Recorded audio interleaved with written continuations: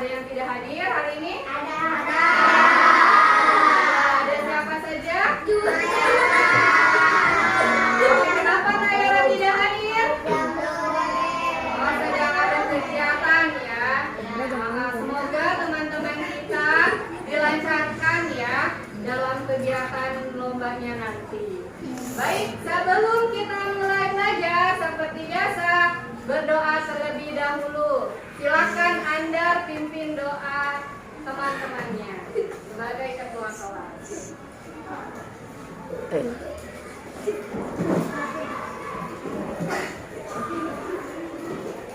Praying Lord.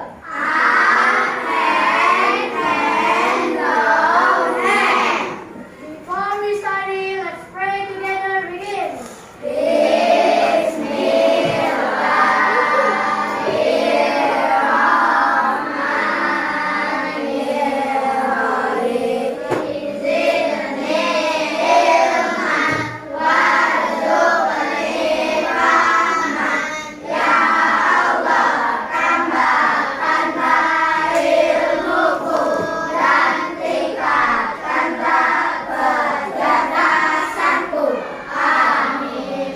Ready, stand up, please. Give greeting to our teacher.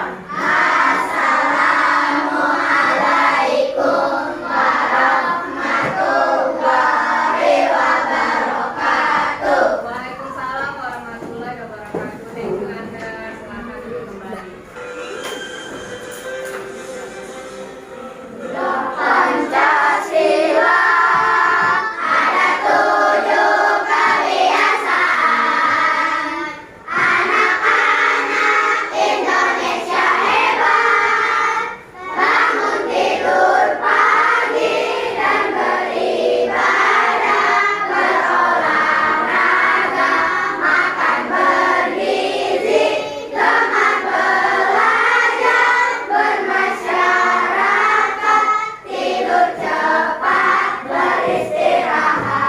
Oke, tepuk tangan buat kita semua. Duduk kembali. Kalian pernah melihat motif-motif batik? Oh ya, Yang kalian pakai itu kan motif batik ya. Nah, di situ ada pola-polanya tersendiri. Selain baju kalian juga banyak ya, di mana aja tuh terdapat pola-pola seperti lantai juga. Kalau punya kita nih sekarang lantai putih. Nah, mungkin di rumah kalian ada yang bermotif-motif gitu. Jadi selain itu, coba kita lihat pola dari gambar ini. Pertama, gambar bola, lingkaran ya. Lalu ada kotak, lingkaran, kotak. Nah, kira-kira ini diisi apa ya? Warna kuning. Kalau yang kedua, segitiga hijau. nah, untuk tujuan pembelajaran kita kali ini yang pertama, menguraikan masalah besar menjadi bagian kecil atau dekomposisi. Yang kedua, mengenali pola pada permasalahan atau data. Yang ketiga, menggunakan abstraksi untuk menyaring informasi. Satu, tepuk dua, tepuk tiga, tepuk empat, tepuk lima. Tapi ternyata berpikir komputasional juga bisa dilakukan tanpa komputer dan tanpa internet loh. Malah sebenarnya kita pun sudah menerapkannya dalam kehidupan sehari-hari. Mulai dari mengusir gigi, mencatat tugas pelajaran, hingga menyiapkan tas untuk sekolah besok. Wah, kalau kita sudah bisa menerapkannya setiap hari, berarti kita semua sudah mahir dong. Belum tentu. Contoh-contoh tadi kan menerapkan berpikir komputasional pada masalah yang sederhana. Masih banyak nih masalah yang lebih kompleks, seperti misalnya mengatur keuangan bulanan, apa yang harus dilakukan kalau kamu tersesat di tempat baru, hingga memilih jurusan dan karir. Lalu yang lebih penting lagi, ketika kamu dewasa nanti, kamu akan menghadapi era industri 4 dan bahkan 5. Di sini kamu perlu kecakapan untuk memanfaatkan dunia digital, mulai dari informasi yang kamu perlukan. Hingga menggunakan informasi itu untuk membuat keputusan penting dalam hidupmu. Menghadapi masalah kompleks kehidupan di masa sekarang dan masa depan ini mirip seperti merencanakan coding yang sudah dibahas sebelumnya. Kuncinya adalah memahami masalah dengan tuntas dan mencari cara menyelesaikan yang efektif dan efisien. Nah, kalau begitu, bagaimana agar kita bisa berpikir komputasional? Sekarang kita bahas ya, landasan dari berpikir komputasional. Yang pertama, dekomposisi. Dekomposisi artinya membagi masalah kompleks ke bagian yang lebih kecil agar mudah diselesaikan. Misalnya, kamu ditunjuk jadi ketua panitia lomba 17-an. Maka, untuk memudahkan pelaksanaan, kamu bisa menunjuk panitia bagian ajaran, konsumsi, publikasi, keamanan, dan lainnya. Yang kedua, pengenalan pola. Artinya mencari kesamaan dan pola di antara bagian-bagian masalah kompleks yang sudah dipecah. Misalnya, kamu hendak melipat dan menyimpan jemuran di rumah, maka kamu perlu bisa mengenali jemuran milik ayah, ibu, kamu, adik, dan milik bersama seperti spray, handuk, dan lainnya. Ini karena jemuran-jemuran itu perlu disimpan di tempat yang berbeda. Yang ketiga, abstraksi. Artinya fokus pada informasi yang penting saja, mengabaikan detail yang tidak diperlukan. Misalnya, kamu hendak menceritakan pengalamanmu berwisata ke luar kota. Tentunya kamu mengalami banyak hal dari mulai berangkat di bus, berfoto bersama, makan di restoran, menginap di hotel, hingga perjalanan pulang. Tapi nggak mungkin kan kamu ceritakan semua kejadian dengan detail pada teman-temanmu. Pasti mereka bosan kalau kelamaan. Jadi kamu harus mencari beberapa kejadian yang menarik saja untuk diceritakan pada teman.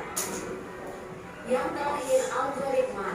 Artinya membuat langkah-langkah penyelesaian atau membuat aturan yang diikuti untuk menyelesaikan masalah. Misalnya, kamu diberi daftar belanja di supermarket oleh ibu, ada minyak goreng, telur, roti, sayur, dan kopi. Lalu kamu harus buru-buru karena ibu sudah mau memasak dengan minyak goreng itu. Nah, kalau seperti ini, satu cara yang efisien misalnya mulai dengan mengambil barang yang paling dekat dari pintu masuk, hingga terakhir yang paling dekat dengan kasir. Nah, itu dia 4 landasan berpikir komputasional yang perlu diterapkan untuk memecahkan masalah yang kompleks. Lalu berikutnya, apakah ada cara untuk mengasah kemampuan berpikir komputasional? Tentu ada. Selain bisa coba kamu terapkan ke masalah sehari-harimu, kamu bisa juga latihan soal untuk mengasahnya. Misalnya, gurumu akan memberikan soal-soal computational thinking di mata pelajaran matematika, bahasa Indonesia, dan IPAS dalam kurikulum mereka. Selain itu, kamu bisa ikut tantangan bebas Indonesia juga. Yuk coba simak satu contoh soal computational thinking. Dalam BIS studi wisata, ada 3 kelompok anak yang akan diantarkan ke 3 tujuan berbeda. BIS berhenti pertama di restoran, lalu hotel, dan terakhir di museum. Hanya ada 1 tempat penyimpanan koper di samping BIS, yang hanya bisa dibuka dari 1 pintu. Sopir bis ingin mengatur koper-koper penumpang hingga mudah dikeluarkan. Bantu supir bis menentukan urutan memasukkan koper-koper itu ke dalam tempat penyimpanan. Pertanyaan, koper kelompok anak yang mana yang dimasukkan terakhir? Masih ingat ada kemarin kita di bulan Agustus itu merayakan hari kemerdekaan kita. Biasanya ada panitia 17-an, ya kan? Nah, panitia 17-annya itu dibagi-bagi jadi apa aja. Ada yang sebagai humas, ada yang bagian konsultasi, ada dia keamanan, betul Anda gitu. Itu namanya dekomposisi. Jadi yang masalah yang besar, masalahnya itu adalah acara 17-an lalu dipecah-pecah lagi menjadi seksi-seksi, ada yang bagian konsumsi, ada yang bagian keamanan.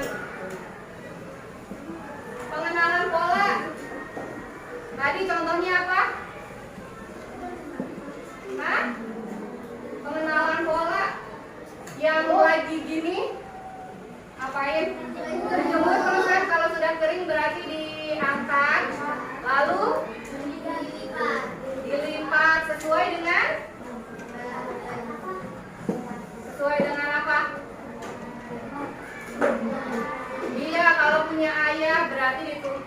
gabung sama punya ayah, punya ibu, berarti punya ibu aja, punya kamu aja, punya adik, ya kan? Nah, selain itu juga ada yang gabungan kayak selimut, kayak gitu itu kan kebutuhan bersama ya. Jadi kalian harus tahu pola-polanya. Lanjut yang abstraksi. Tadi contohnya? Yang kemana? Yang liburan, ya kan? Yang lagi liburan. Jadi kalau kamu liburan ke suatu tempat, terus kan banyak kejadian-kejadian nih, tapi tidak semua kejadian bakal diceritain ke teman, karena kan itu membosankan bagi temannya. Jadi yang kamu ceritain itu yang penting-penting aja. Misalkan kamu ke pantai, terus kamu nginep di hotel. Nah, yang penting-pentingnya misalkan di pantai kamu lagi ngapain aja? Main pasir misalkan, bikin istana atau berenang di pantai, terus ketemu apalah di pantai, mungkin itu yang lebih ketemu hiu, itu lebih ini ya, lebih menarik untuk diceritakan ke teman-teman. Jadi ya menariknya aja ya, yang pentingnya aja. Kalau dapatnya ya, nanti maju, silakan.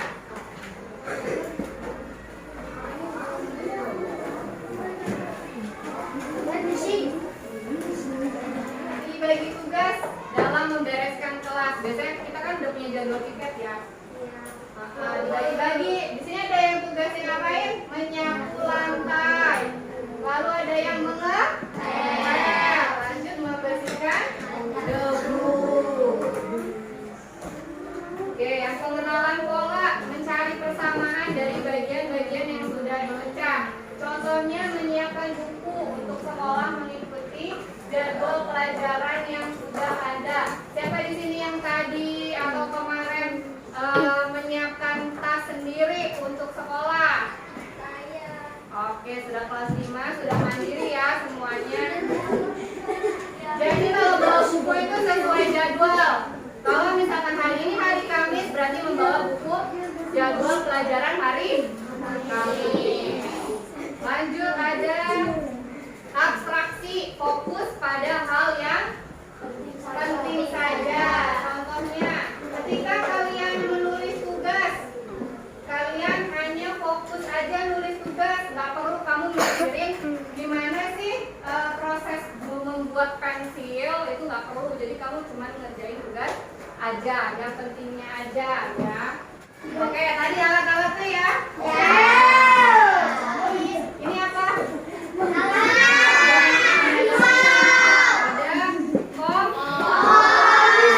Bahan-bahannya tadi nasi,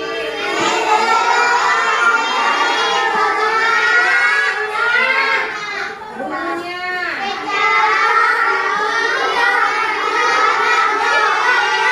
garam, ya salt itu garam. Tadi langkah-langkahnya dipotong-potong bahan-bahannya, lalu diulek bumbunya, lalu terus panaskan minyak goreng. Panaskan minyak, terus goreng dulu dan bumbu. Lanjut masukin nasi, diaduk rata, habis itu dicek rasanya. Itu dari dekomposisi. Sekarang pengenalan pola. Misalkan kamu buat satu porsi nasi goreng itu waktunya 10 menit. Nah, kalau nanti kalian bikin nasi goreng lagi, besok-besoknya lagi, berarti waktunya cuma 10 menit ya, bisa sama kayak kemarin. Sama juga ketika membuat kue tiaw goreng, karena bumbunya sama bahan-bahannya kurang lebih sama, yang beda hanya apa? Bahaya nasi dan mie ya, kan bedanya gitu. Jadi masih sama polanya, membuat kue tiaw goreng juga bisa dengan 10 menit waktunya. Oke, sekarang abstraksi. Nah, agar lebih efisien dan efektif, untuk 10 menit kita bisa membuat 3 porsi nasi goreng ya. Cuman bedanya kalau 3 nasi goreng berarti bumbu dan bahannya disatukan, ditambahkan ya. Jadi biar bisa menjadi 3 porsi dengan waktu tetap 10 menit. Nah, ketika membuat nasi goreng, kita itu nggak perlu memperhatikan gimana proses pengolahan kedelai, ya. Menjadi kecap itu nggak perlu. Nah, atau proses api bisa nyala gimana sih, nggak perlu ya, karena itu tidak perlu.